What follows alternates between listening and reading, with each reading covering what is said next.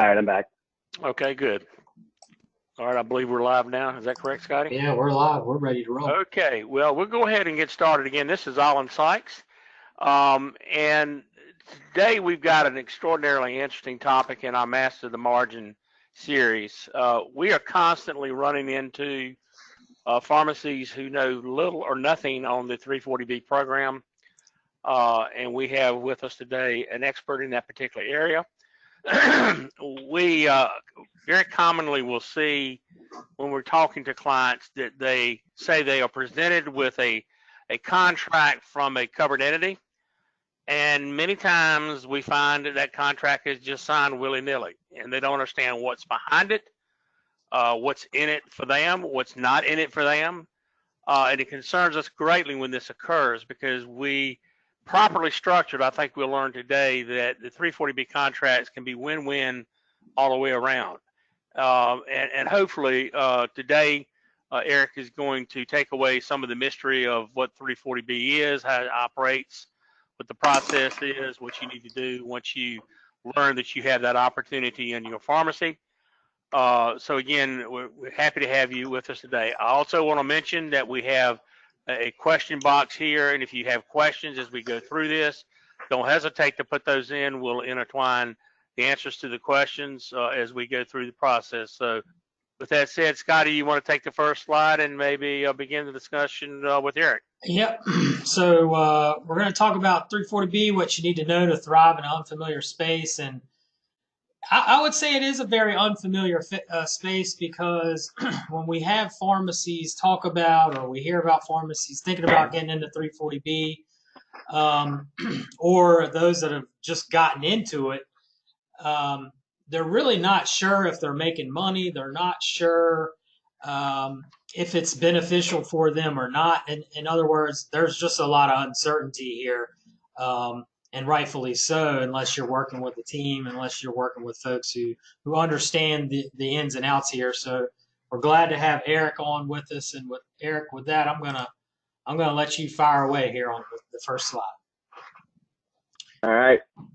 Thank you guys for the intro and the opportunity to have this platform, this audience today. I think something that's really needed and wanted in amongst independent pharmacies, and the more access we get to that, the better all of us are kind of prepared for if the opportunity presents itself. So one of the reasons why I wanted to get on here was, you go to these conferences and trade shows, and you could about 20 breakout sessions about CBD these days, but no one ever seems to mention 340B. And knowing what I know and seeing thousands, literally thousands of pharmacies participating as contract pharmacies, or at least having opportunities, I believe it's something that really not only should be talked about, but needs to be, because like Alan mentioned, if done correctly, 340B is absolutely an opportunity, no matter what you have heard in the past or what you feel or what your friend or colleague in the town over that had done it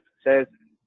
I would suggest to forget all of that and look at it as an opportunity. So if you can do the program correctly and right and have a good contract, basically, it can be a source of increased financial benefit for your business, where you otherwise would probably never be able to access that kind of opportunity. So it should absolutely be looked at as an opportunity, however, cautiously.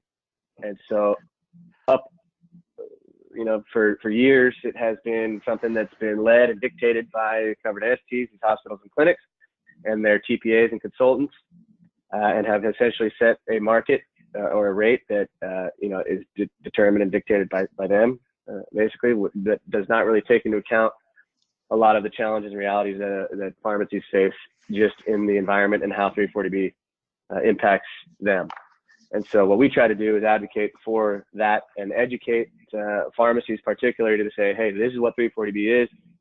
This is what you need to know. This is what you need to be prepared for, so that you can make a fully informed decision. Now, if you work with us, great. If not, the more information you have, that's what we're really concerned about, to better arm yourselves and prepare yourselves to not get into a bad situation, which, if you are unknowing about what the contract means, how the program is going to work, then you can potentially, instead of it being an opportunity for your business, can be just the opposite and be a really bad situation in a variety of ways. So the idea is that the more educated and information we have, the better prepared and less likelihood of getting yourself in a bad situation. So that's what I hope will come from this discussion. And so just what I'm going to do is just really quickly kind of go through what 340B is, the what and the how it all works, and why it's such a thing in the pharmacy space and growing too. And then kind of through a little bit of a history of how it's been, where it's at today, and what kind of we see as the vision going forward. So just kind of 340B 101, all 340B is a drug discount program that allows covered entities, which are certain hospitals and clinics, to buy prescription drugs that a pharmacy would buy at full price. They're able to buy it at a fraction of that price. So with this buying power, they can do a lot of things. One of those is contract with pharmacies in their community, where their patients are going and filling their prescriptions, and they're able to then kind of utilize that pharmacy as a contract pharmacy as almost an extension of their clinic or hospital, almost like kind of like an in-house relationship where they're going to, the pharmacy will dispense the drugs, bill the insurance, collect the reimbursement from the insurance, and then through your contract, will share some of that reimbursement back with the covered entity. And they have a revenue stream that comes from you through the channel of the pharmacy to them, and then they take that money and they buy their the drugs at that 340B rate, the lower rate, and then they are resupplied to you, the pharmacy. And so it's as for you as if you have the clinic or hospital like a secondary wholesale supplier, really, where you're ideally buying those drugs at a lower rate, and so therefore increasing your margin for the covered entity. They have this revenue stream coming in from you on that transaction, and so it's paid at X, which is up here, and their cost is down here. So the covered entities can generate some, they call it savings or profitability from the scripts to the contract pharmacy as well. So that's the why. There is obviously a component for the cash or uninsured folks. I would say most of the volume and reasoning for doing 340B today is economic and financial at its core. But there obviously is too the ability to offer that discounted rate on those drugs to a person that does not have prescription drug coverage. So there's kind of two components there, each of which are beneficial to patients and the communities that we're all in. So that's kind of the. So Eric, let me ask you a question. A lot of times this is what happens. We get a call or we learn that the pharmacists have just received a contract from the covered entity. Obviously, it's probably prepared by a consultant that the covered entity or the hospital or the clinic has hired. What should they then do? Well, if I would definitely not sign that contract as it is. First and foremost, being that I use this all the time, that you work for who pays you, and there's no doubt that these TPAs and consultants work for the covered entities, so naturally they are incentivized to represent them as best they can, which means get them the best they can get. They are not paid by a pharmacy and therefore have no obligation to give a pharmacy an optimal contract. I can say this with full certainty because I sat in that seat. A lot of times it's ignorance. Sometimes you can almost get a feeling that it's malicious, but these TPAs, these third-party administrators, vendors, processors, whatever you want to call them, they kind of sit behind this 340B curtain, and that's all they see. So they see a dispensing fee and then how, and the claims. What they don't see is behind the curtain is that the pharmacy has your retail margin that you're already making. You have DIR fees, you have inventory, you have cash flow, all of these GERs and BERs now that impact the pharmacies that they don't ever see. So when they look at that, they're saying, well, geez, why do you have a problem? This should be good for you. You're getting X number of dollars in dispensing fee. Meanwhile, you could be making more than that with your retail margin, and therefore that dispensing fee is costing the pharmacy money. So just know if you get a contract thrown on your desk, do not sign it without educating yourself. So the first thing you should know is, all right, if I'm going to do 340B, what does that mean? Like, what's going to happen when it starts? Because transactions, I hear this a lot. Pharmacies get a contract and has $20 in it on brands and generics, and one might see that and say, well, shoot, I get paid below $20 on 3/4 of my prescriptions today, so that sounds great. Let's do it.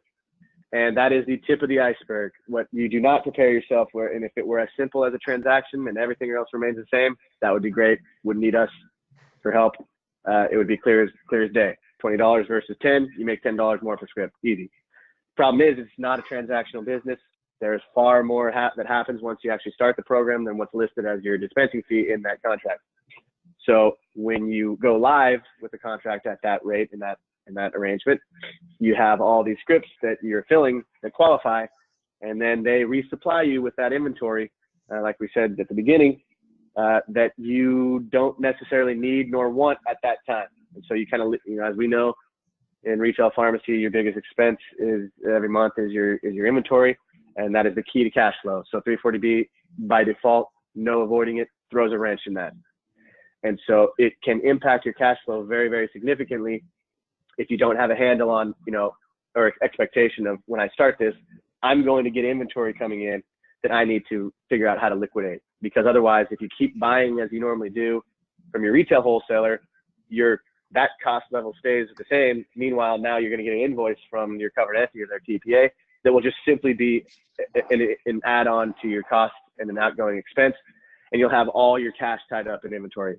And so you need to know that $20 on a transaction sounds great compared to the margin you might be seeing today, but you have to consider all these side effects, as I refer to them, that will happen once you actually go live. So there are absolutely ways to mitigate that and address that as best as possible in the contract, which is what we focus on, to kind of ultimately, you can't avoid those side effects in a lot of cases, but you can really help yourself out and avoid a lot of them and minimize them as much as possible, which is obviously what our main goal is. And so also I would say, just know that if you do get that contract thrown on your lap, that what that means is that you have something that they have deemed valuable, which is the dollars that they can generate, a covered entity can generate by contracting with you.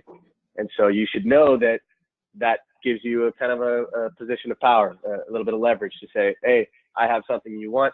I'm willing to share that with you, but I need to watch out for myself too. So these are the rates that we are comfortable with. If you can agree to that, we'll gladly participate in this program with you, but you are in control here. Everyone needs to know that the pharmacy, you have the power in this program, whether you realize it or not, and you are in control. If they are pressuring you, say, hey, we got to have this by the 15th of this month or otherwise, there's always next quarter. You should not feel pressured, or I spoke with a pharmacy once that said that she was, quote, coerced into doing 340B. So it's like, if that was the feeling you had, why would you sign the thing? So, keep in mind, it's a very symbiotic relationship. Without you, there is no dollars that are generated. And so you need to know that, recognize that, and I would say wield that, not to say that you're going to take advantage of it and say, be egregious about that, but you need to kind of stand up for what's yours and kind of have pride in your business to say, look, we're more valuable than a Walmart, so don't compare us to that. This is the rate that we've decided with our business we need to have in order for this program to be successful for us. If you would like to still generate income from our business, we're glad to do that, like I said, but it needs to be at this rate. That's the position we have really taken. And it's just a flip of the status quo that it's been for decades now, that, these covered entities and the TPAs, they use language like, hey, we're going to pay you $20 a script, or hey, we're already paying you 18. Why do you need 20? Fact of the matter is that they don't pay you anything. There's no checks that a pharmacy gets. There's no increased reimbursement. There's no revenue. You are the ones, anyone that's doing 340B on this call, as you know, you are getting invoices and you are paying them.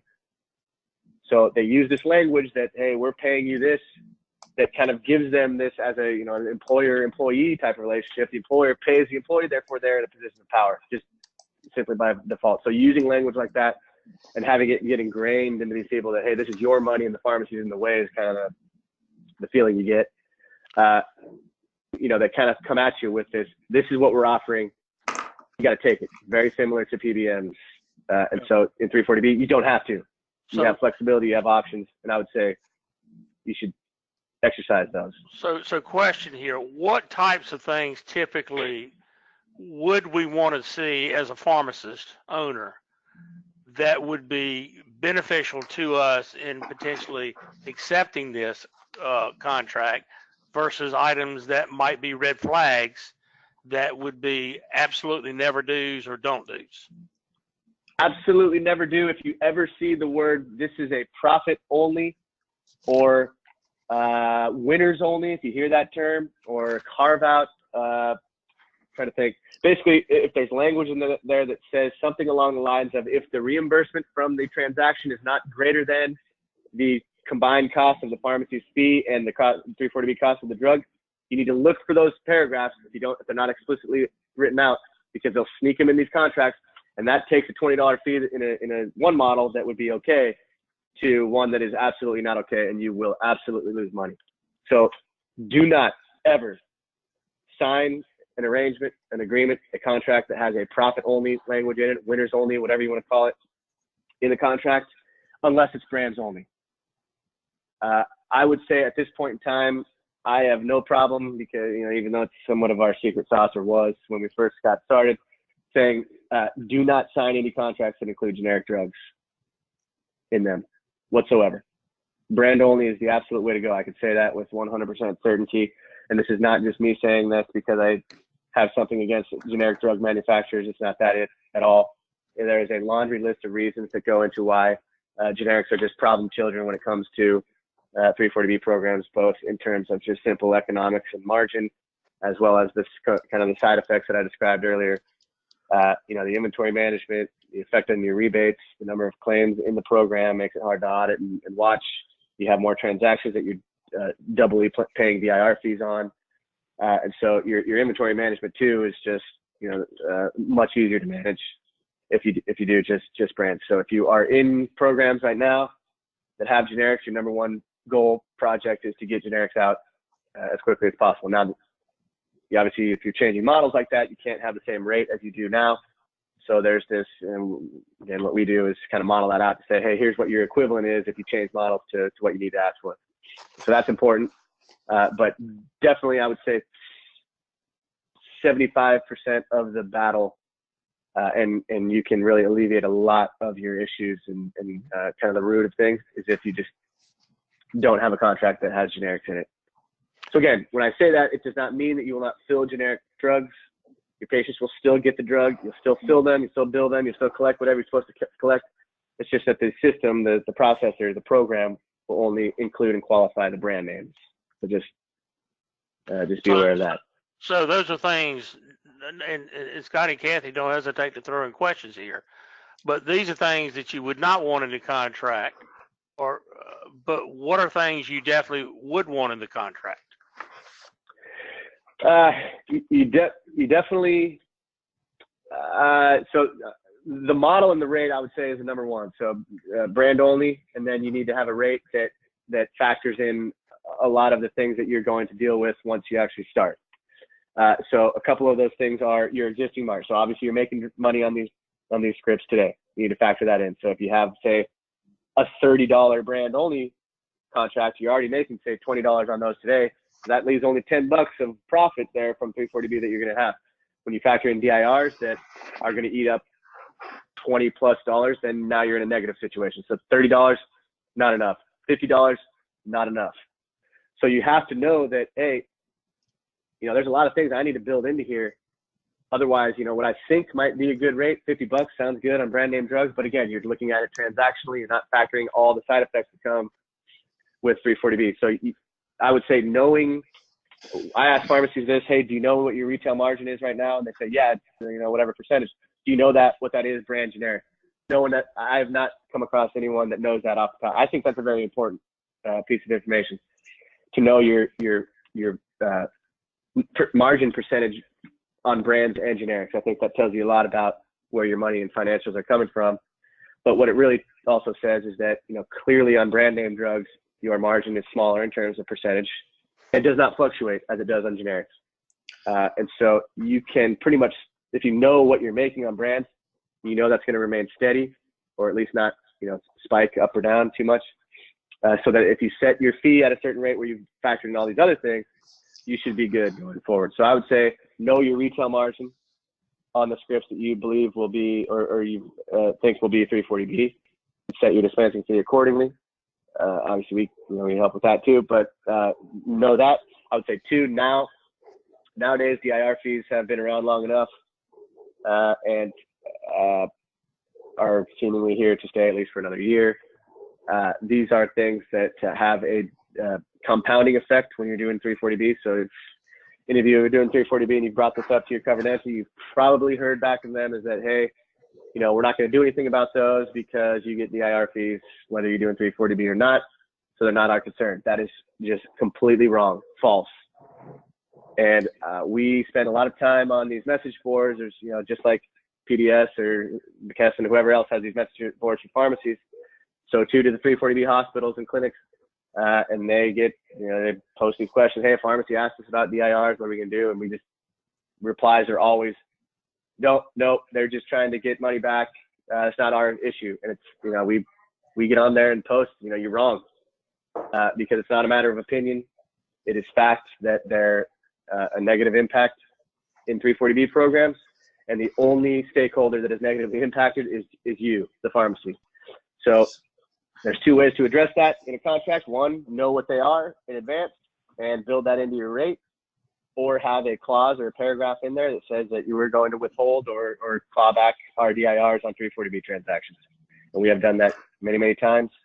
And it's definitely things you can do and do. We have a product that actually does that calculation for you and have a number of our customers using that right now.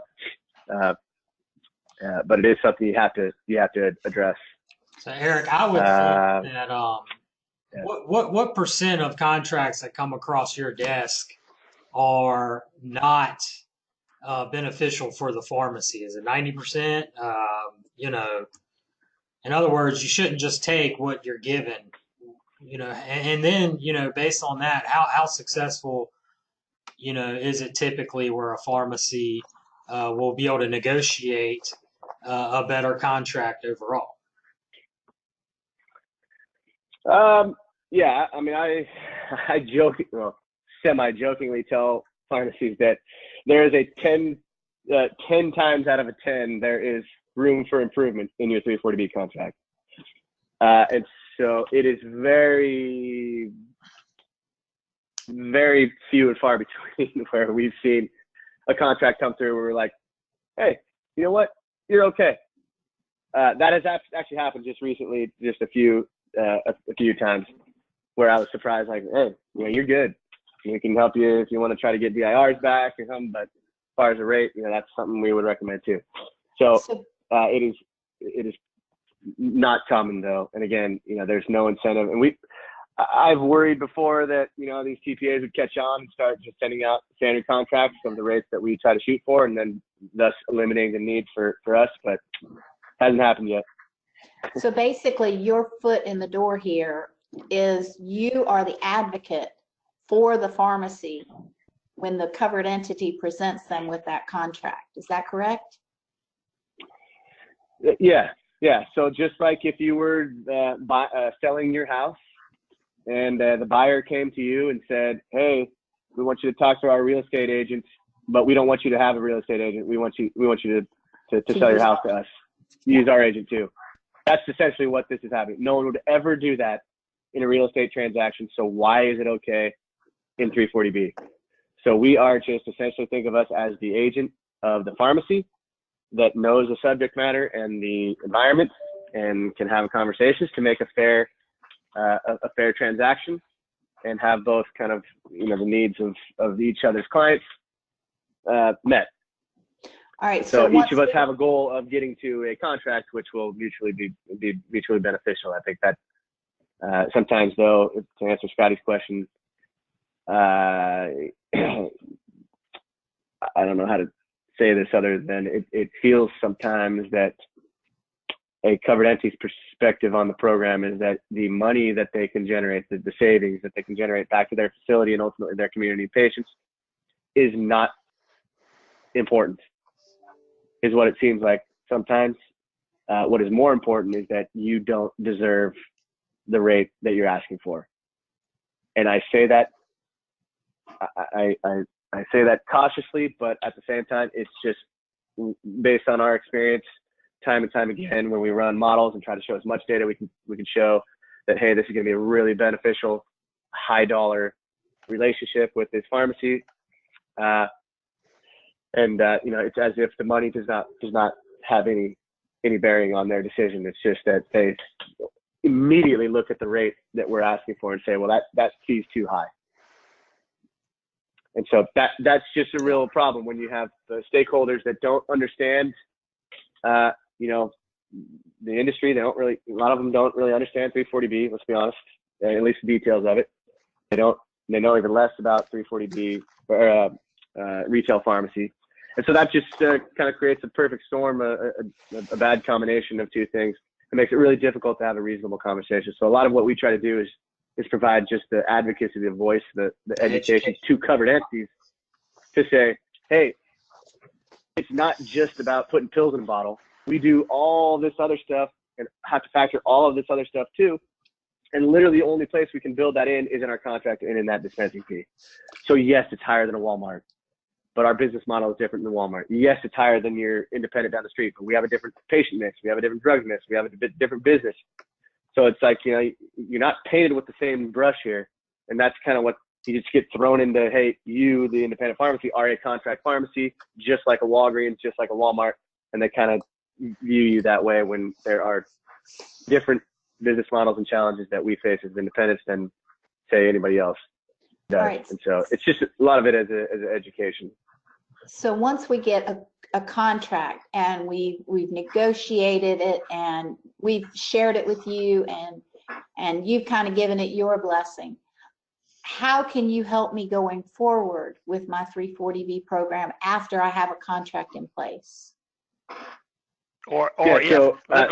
add to that. Or if I've already got a contract, good, bad, and indifferent, that I'm already in, how can you help me maximize what I'm already in? Yeah, so there's kind of two facets there. There's folks that are pharmacies that are already contracted and involved in 340B programs. So right there, you're in it. You have data that we can look at to say, hey, evaluate that and say, hey, are you making money or are you not? Or is there room for improvement? So that's probably half of folks we talk to are people that are already doing 340B, and we take their data out of their from their current 340B programs and evaluate that to say, hey, here's what you would have made on the transactions before. Here's what you made with 340B. Here's the difference. Throw in a DIR estimate so you kind of get a clear picture of here's how your program's performing. Then beyond that is to say, here's what we would suggest you move to and a rate that we would suggest would be more beneficial for you. So you have the data that shows what it's going to look like for you. And then secondarily to that, we have the data too that shows what the impact will be to the covered entity, because we don't want to leave them out of it. If someone came to me and said we want to change something without data to kind of provide an estimate, I would say, yeah, thanks, but no thanks. So a lot of times that's what's missing. And so we just say, hey, look, we don't expect you to go into this blindly either to the covered entity. So here's the data that shows that, here's the impact to us, here's the impact to you. Everybody still should be in a good position going forward. I say it's a lot like your cable company when you call up Comcast or whoever and say, hey, I don't watch TV anymore, I want to cancel my cable. And they say, wait, hold on. Let me get you one of our representatives. They throw in a few more channels and they lower your rate. But you say, okay, I'll keep cable. And so it's kind of like that, where it's like, look, they keep you and the funds coming in from your pharmacy, but albeit sometimes it ends up being a lesser amount. But I call it an investment into the longevity and sustainability of the program going forward. So that's one. And then going forward, so this is for both, this is now kind of combined answer. So going forward, once you have a new contract, whether a restructured one or a new one that we've kind of given the blessing, we have a team that helps you with the implementation, to kind of like your liaison to get all the pieces in place to get going.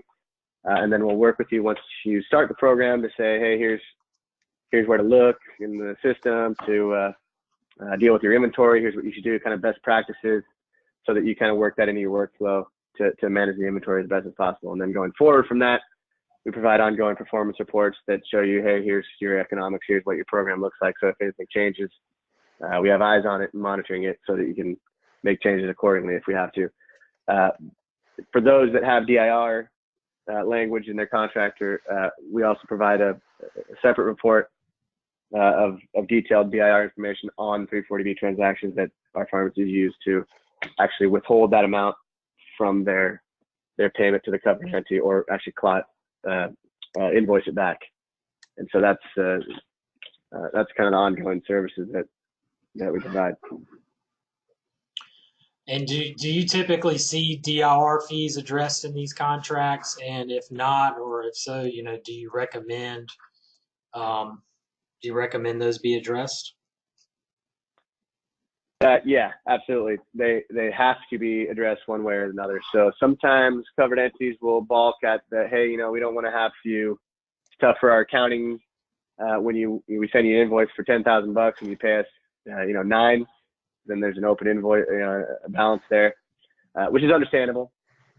But if they are unwilling to have the language where they actually, pharmacy actually withholds or trues up their DIRs on a periodic basis or gets it back, then the only other place to do that is in your rate. So you would have to say, hey, look, we're asking for this rate, but we're going to tack on, X to account for DIRs. So you absolutely have to do that, or at least acknowledge and say, all right, if I'm going to sign this contract at this rate, I know that DIR fees are going to chisel away at that number.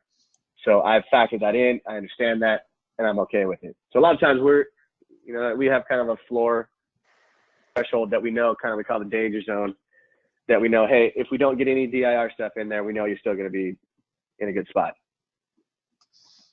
But yes. We've got a couple of questions that come in here.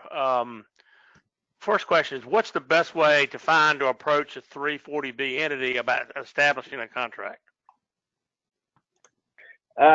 Yeah, so go to a lot of conferences and trade shows, and I don't know how many times I've been approached and say, hey, how do I enroll in 340B? You get a kind of a roll of the eyes there when that question is asked, for me at least. But yeah, it's not as simple as just signing a piece of paper saying, hey, I'm 340B now. Obviously, you have to, the only way a pharmacy participates in 340B is being a contract pharmacy. What that means is that you have to have a contract with an eligible facility. So there is a public database that has all registered and eligible 340B facilities listed there. So we live in that. Whenever a pharmacy calls us up, says, we say, what's your zip code? And we immediately go in there and say, and look and kind of do a geo search to see if there's any opportunities available. So if you type in your zip code or your town you're in that website, and I can send that out to, if you can, send that out to all the participants here, and they can go and peruse that. But that would be number one place to start. If nothing comes up, you don't have a 340B opportunity. There's just nothing there for you. If there is, then you have an opportunity. Now, from there, you can't just say, well, I've got a clinic or something in my town or nearby. The next step is to say, okay, do I know the doctors that are affiliated with this clinic, and am I filling any scripts from them right now? If you are, and it doesn't have to be a lot, then I would say you have a potential viable opportunity there. And so, again, we can take pharmacy's data, scrub it up by the doctors affiliated, amongst other kind of carve out things that are notable in 340B, and tell you really, here's the number of scripts and the dollar amount that you have if you were to do 340B right now, which is important for not only the pharmacy to understand, what their economics are currently and what the rate would mean for them, but also when you go to approach the covered entity, you have to have, it's also a, hey, what's in it for us kind of thing. Like, why would they contract with you if they're not going to see a return on that as well? So they want to know, hey, what will we see as well? So that's what it's kind of become now, is that you really have to have some data and some existing script volume that goes. But that's how you would determine if you have an opportunity. From there, approaching them is you got to do some legwork. If they haven't come to you, you can expect that they're not going to, and they may at some point, but no sense in waiting. You have to kind of take action, be proactive about it. And, you know, we can help to an extent, but that is the one thing that we usually don't do is do that outreach, because what that does is create, you know, we, first of all, have not had much success in getting even return calls from, because they just view us as a vendor. But when a colleague, someone in the community, meaning a pharmacy owner, reaches out, says, "Hey, we want to do 340B. We've got some data here that we want to share with you about possibly contracting." Then, you know, it's a kind of you know, they view you as a colleague in the community, and you have a higher chance to get there. But yeah, then we'll participate on calls with them once you get to that point.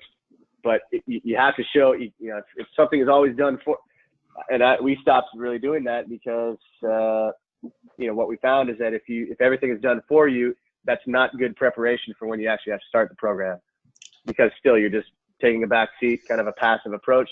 Whereas when you actually start, there are things you have to do internally to make it work. And if you just sit back and just say, well, you know, I'm just, you know, I'm not going to be involved here, then it's going to end. It's not going to be a good experience for the pharmacy. So, but yeah, that's you gotta hit them up. You gotta call them, stop in over there. Sometimes it takes knocking on the door, saying, "Look, can I talk to the executive director?" By the way, the OPA site that has all the that database has the primary contact information and their phone number there. So usually it's a pharmacy director or a 340B program coordinator or a CFO or CEO or executive level. And so you can call them up or just go pay them a visit. Say, "Hey, we're here. We want to." Yeah. We got a few more questions here, Eric, but I just want to ask this, you know, how profitable can a successful 340B program be for a pharmacy? Well, I mean, it's hard to put a number on it, but if you had to. Yeah.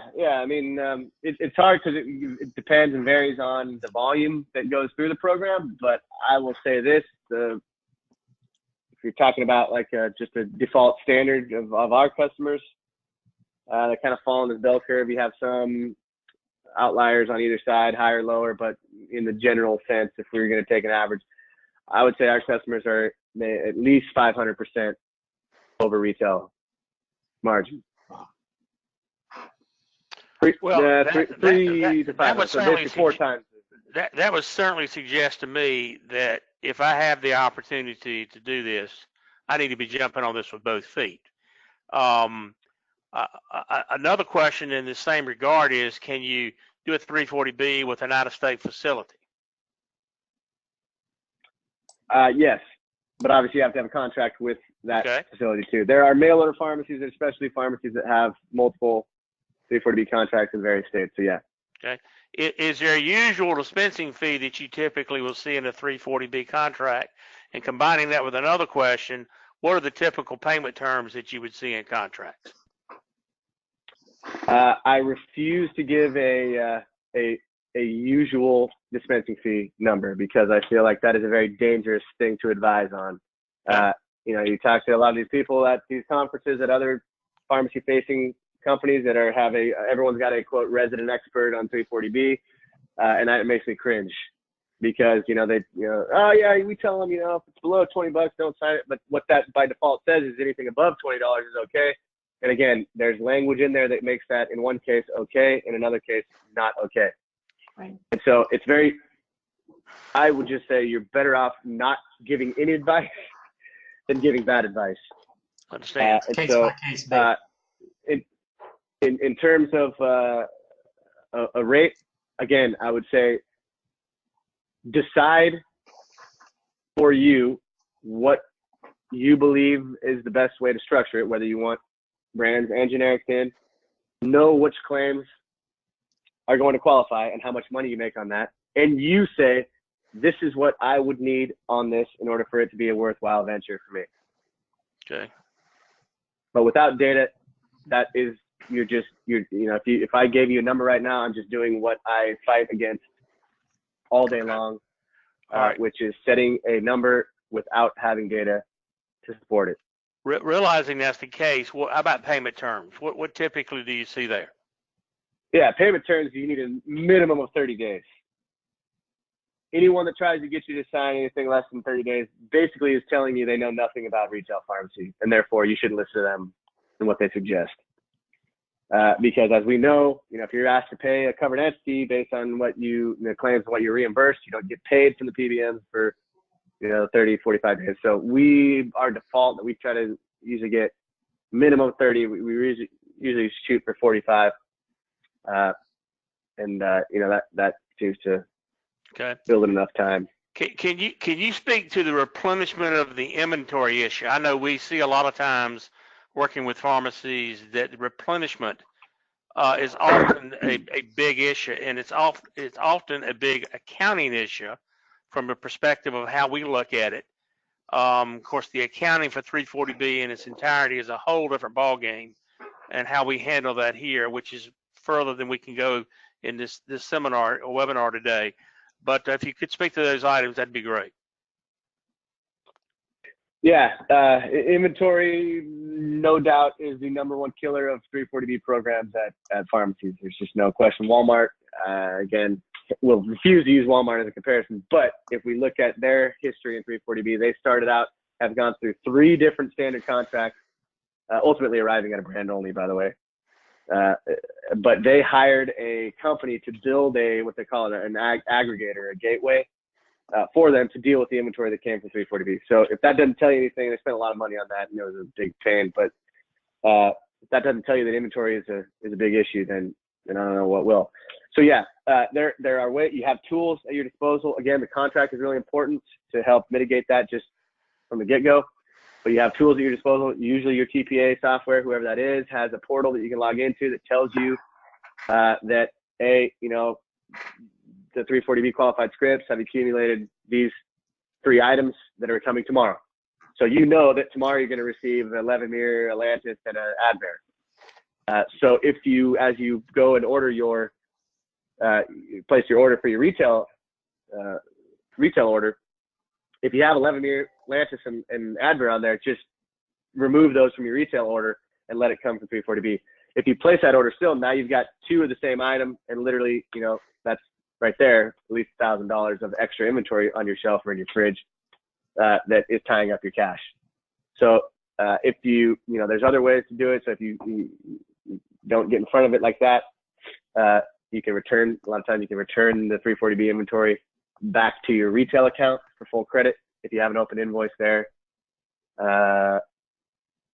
But I always say, in terms of accounting, to look at it as like, your revenue, your income, your sales, reimbursement does not change with 340B. It stays exactly the same.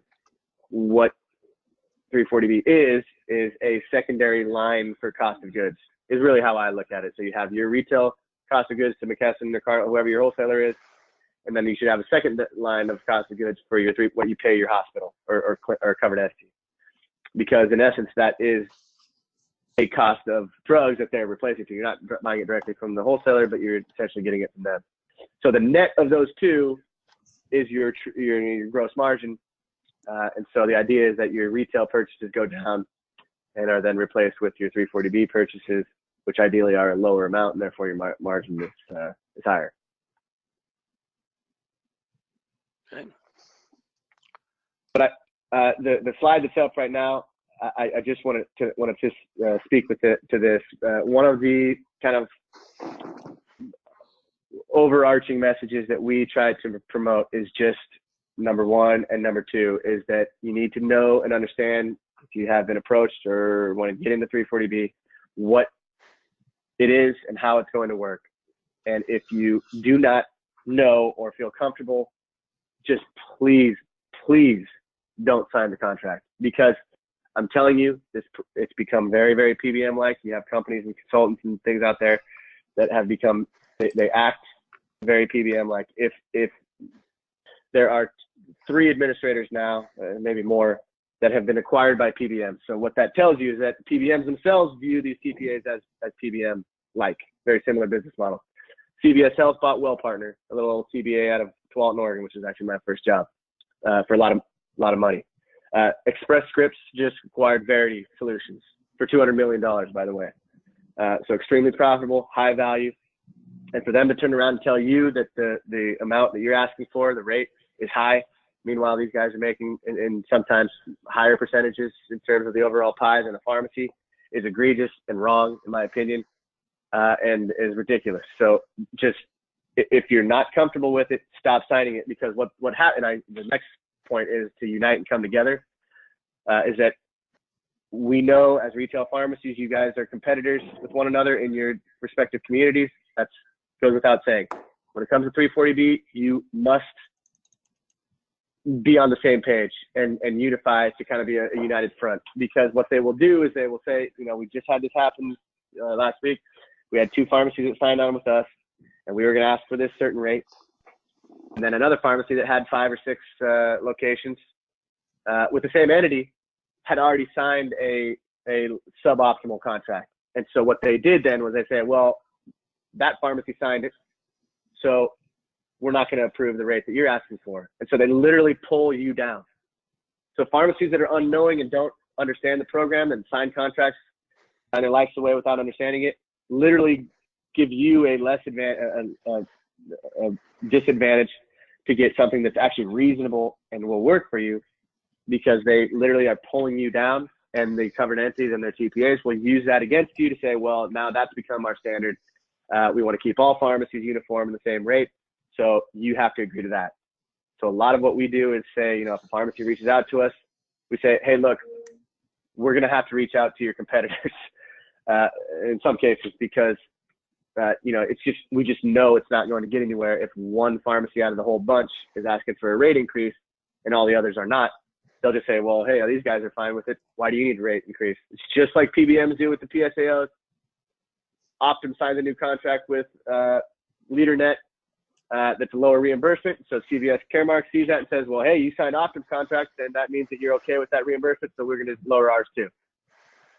And look where it's got us. So the same thing here that 340B, and we fight that upstream battle daily.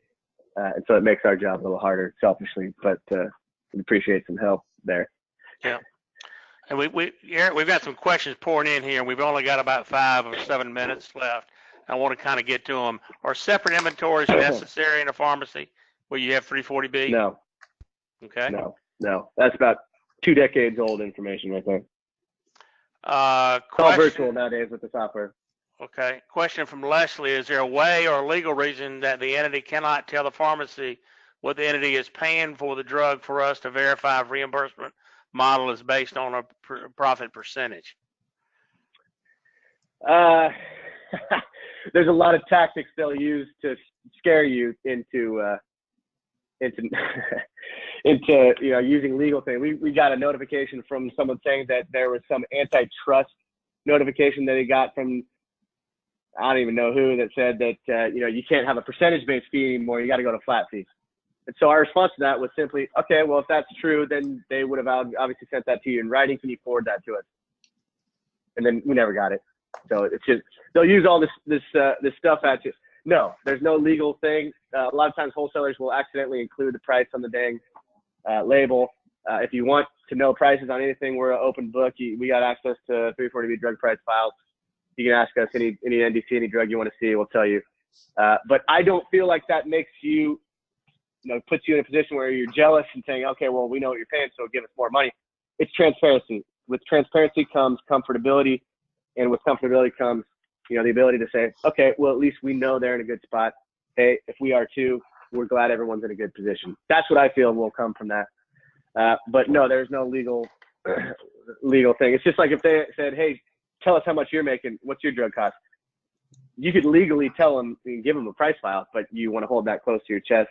Same thing goes with the covered entity. They just don't want to release that because they know that it'll give you more information that might lead to something that they don't want to happen. Sure. I would say. And here's a question. A gentleman has a contract already with Verify, who's been bought by Express Scripts, and is working well, he says. And Verity is his TPA. I think his question is, how is that going to impact him going forward? You think? Yeah, in terms of day to day, I don't think there'll be any impact at all. If we've seen anything with the CVS Health buying Wall Partner, it's just businesses. They still operate independently and business as usual. But also keep in mind, I say that with an asterisk because they're PBMs, so they can seemingly do whatever they want without any repercussions. So just beware of that. But in terms of your day to day, Verity's still operating independently, still doing the same they were doing before. If you have a good contract, you're comfortable with it, I see no reason to change or ask for change anything if you're good with it. Yeah. I just want to throw in here just for a moment, if you do have a 340B contract, how you're handling that accounting becomes very important, because you're typically adjudicating the claims, you're receiving the funds, obviously, and then you're remitting the funds back, less maybe a fee or however your contract reads, to the covered entity. But you can screw up an accounting system very quickly if you don't have this properly taken care of in your pharmacy. This is something we are involved in constantly. This is how, frankly, we got involved with Eric initially, both with he and Amanda Gaddy, who the two of them are partners in Secure340B. And this is how we became to know what they do in the industry. So just be aware that this was a very, very convoluted and complicated area. We certainly can help you with that if you have questions. It's a common area we hear when we're on the road. We hear a lot of pharmacies say, "I have no idea if I'm handling the accounting with my 340B correctly or not." That's correct. And I have no idea if I'm making money with it either. So very common issues we run into. Yeah. And again, we've only got 3 or 4 minutes left, and we've still got questions coming in.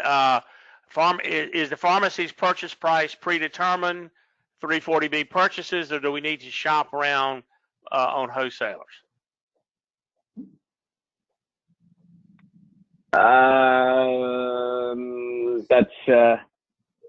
Pharmacy does not purchase the drug, so your pricing does not matter. It's the 340B wholesaler account. They set the ceiling price. Doesn't change between wholesalers. So it shouldn't, your pricing does not affect one way or the other. I will say though, you definitely want to have your 340B wholesaler match that of your primary. Okay. Eric, any closing comments you want to make here? And Scotty, do you have his contact info here you can put up on the screen? Yeah, definitely. So we have a lot of, if you want to call it rhetoric, we hype up a lot of things, and it may sound like this is some adversarial thing with the covered entities and TPAs and pharmacies. We fight very hard to not have it that way. We feel like it becomes that way because of misunderstanding of one another's and the stakeholders' positions and perspectives on things. But we do speak this way to pharmacies because you kind of have to get that empowerment of like, hey, we have a say in this too. And so on that last slide, it's like, this is your money. You were filling these scripts before 340B, you're filling the same scripts during 340B, and you'll fill the same scripts after 340B. So the only thing that changes in there is that if you don't have a contract, the covered entity does not generate their financial benefit. So just know that this is that it's you're voluntarily allowing this money to flow to your partner covered entity, and therefore it's not a one-sided deal. It has to work for you as well. So the more communication you have with them, when we go and talk to these entities, it's all very trying to be educational, to explain kind of the voice advocacy. Nothing, we try not to get into, threatening or adversarial things. It's all spun very positive, like, hey, we're a community partner too. We want to help. We still want to do this, but it has to be changed and this and that. But I will say, we need all of your help. I don't know how many people are on this call, but tell your wholesalers about us, tell your friends about us, or what you've heard here, what you've learned, because we're a small outfit and we're going to keep fighting this fight to kind of move the needle as much as we can for pharmacies. But we're just one small entity. Sometimes you need to have a little like big brother behind you that's backing you up. And so we've tried to work with a lot of some of these regional wholesalers to kind of say, hey, and I view it more as a need, not just a vendor or a partnership relationship with wholesalers and groups and things like that. It's like, this is critical. You get one shot at getting the contract, and just helping one-off pharmacies here and there does not really do what we need it to do for us as an industry in this program specifically, and for our businesses. So we need to kind of have a collective thing. I know it's very difficult to do with independent pharmacies. It makes us independent. But 340B is kind of one of those areas where there's not a lot of information or resources available. And it's like, if you got in trouble and went to trial, you could represent yourself at trial, absolutely. But would you expect the best outcome? Exactly. So you get a lawyer that knows the law to help you get a best outcome. Well, we've got your contact info up here on the screen. We'll also be pushing out to everybody who registered here this webinar, so you'll get an email on this within a day or so. I got one last quick question, and we need to go. Does the law require the pharmacy not to receive more than 50% of the profit? There's only two regulations, not laws, in 340B. Despite what anyone will tell you, they'll tell you, oh, you can't have percentage-based fee structures. Not true, because of some law. This is not true. There is a general rule of thumb that the covered entity should receive be the primary beneficiary, which means 50% or more, which is fine. But that is definitely absolutely not a legal matter. And just FYI, in an audit, 340B audits are public. They put it on that same database that I told you where to find the covered entities. Every covered entity that's ever had an audit is also listed on that, and they tell you if there's negative findings or not, or what repercussions. Nowhere on there has there ever been a negative finding because of a pharmacy's dispensing fee. That's a business decision between two businesses. So if they tell you it's a compliance issue, not true. Well, Eric, we certainly appreciate your time and effort today. This hour is up, and we appreciate everybody being on the webinar today. And please stay tuned for our next Master of the Margin series, and hopefully in the coming weeks. I hope everybody has a great day. Thanks, Eric. I appreciate it. Appreciate the passion you're bringing to the table here. Absolutely. We need it. We need it bad, Eric. Every day. Appreciate all your help, sir. Yeah. Take care. Thank you for having me. Bye-bye. Bye.